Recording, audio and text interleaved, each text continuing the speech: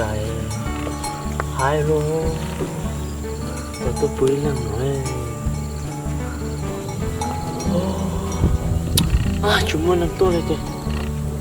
Làm trẻ lòng cô thấy. Cái sinh tết thổ non. Thổ mong cô non.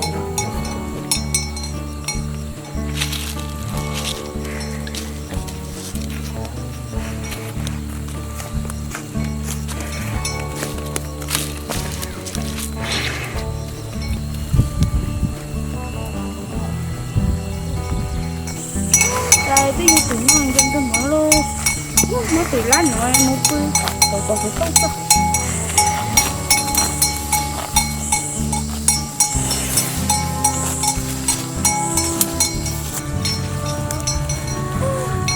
Che mất thì có cửa che.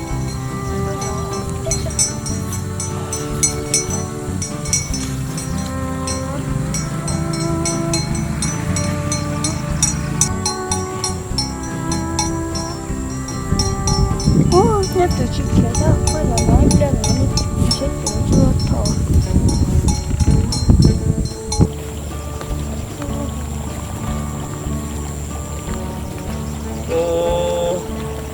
Trời chúng nói lấy chú dùng nhá.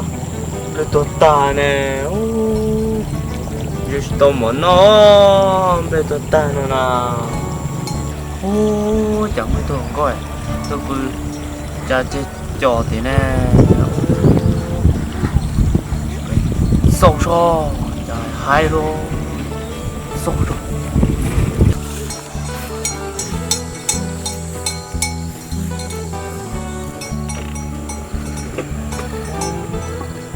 Trời hai luôn. Tôi bưởi lần nữa. Chúng lần nữa. Trời là tôi bưởi thế nào nè. Bưởi tía dọc tàn như cả đời luôn. Chúng mình nè. Để mỏ thế à. Chỉ sao mà. Hay là tía luôn. Hay tía. Chúng mình nè nè.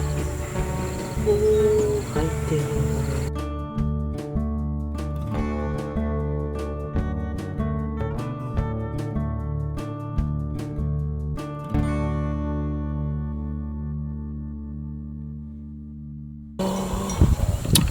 Chúng mình làm tôi đây kìa. Làm trẻ lòng cô thấy. Cái sinh tết thổ non. Thổ mong cô non.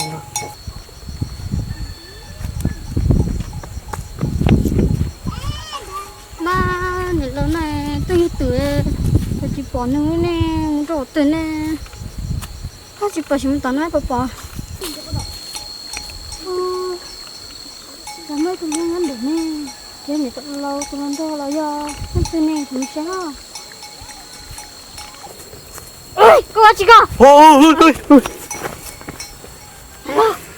Sao?